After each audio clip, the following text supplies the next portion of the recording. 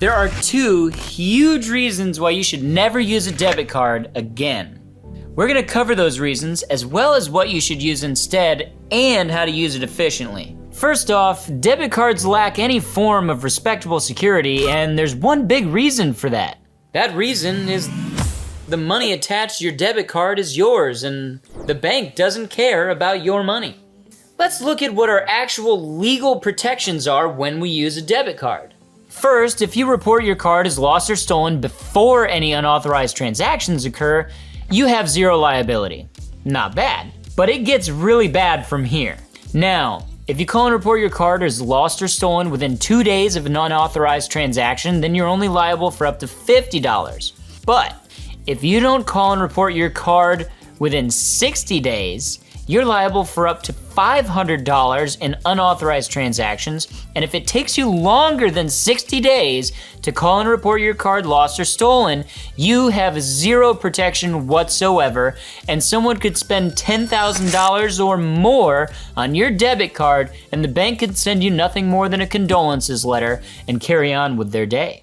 This is important because both banks and scammers are aware of this. Scammers these days will do something like put a $5 to $10 transaction on your card because they know most people who do look at their bank statements look over things that are small numbers like a $5 transaction at a gas station.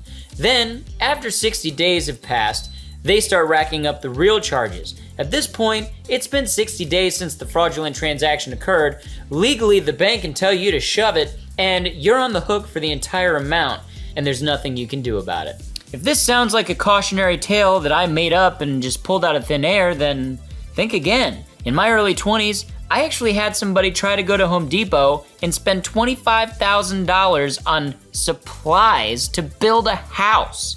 People will actually do this stuff, and you have to ask yourself, you have a choice between being one of two people. You can either be the person who's the cautionary tale and lost $20,000 or even worse, more, or you can be the kind of person that realizes this is a risk you don't want to take and you take steps to protect yourself against something like that happening to you. So what do we do instead? The answer to that question is actually pretty easy. Hold on before you freak out on me after I say this, I'm gonna explain it. We use credit cards instead. First, let's talk about the protections that credit cards carry. Like a debit card, if you report the card is lost or stolen before any unauthorized transactions occur, naturally, you have $0 in liability.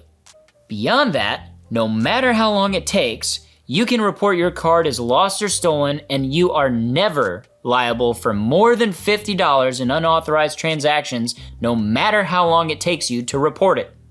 To make things better, most credit card companies offer a zero liability policy for their credit card customers regardless of what the law says.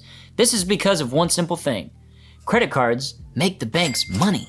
The easiest way to understand this is the bank is always going to fight harder against fraud when it's their money on the line and not yours, and it's easy to understand why. And that's just how the cookie crumbles, guys. So credit cards are already pretty great by comparison, but it gets better. It's time to dive into the second reason debit cards are totally inferior to credit cards and you should never use them again. This comes down to one word: rewards. To be fair, some debit cards can come with cashback rewards and other forms of rewards, but they usually pale in comparison to credit cards. The big thing to remember with credit cards though is they have to be used responsibly, and that's just not negotiable.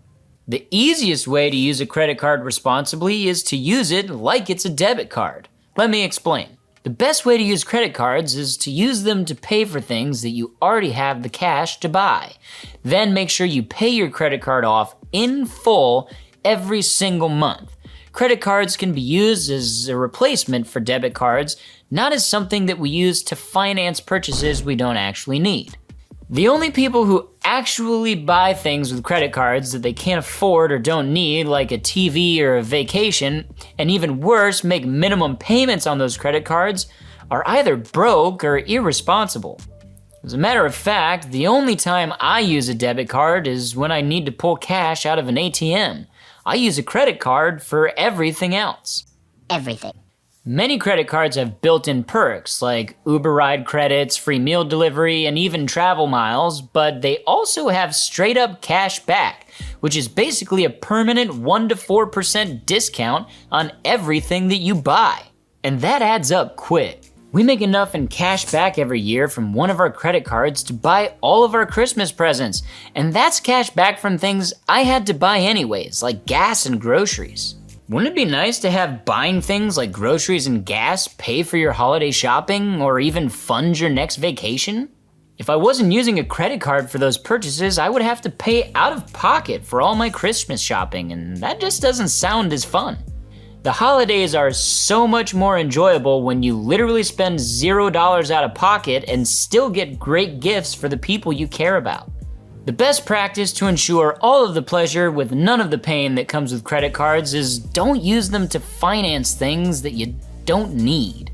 That includes things from unnecessary vacations to new toys that you don't need. Use it as a debit card replacement and always pay it off in full.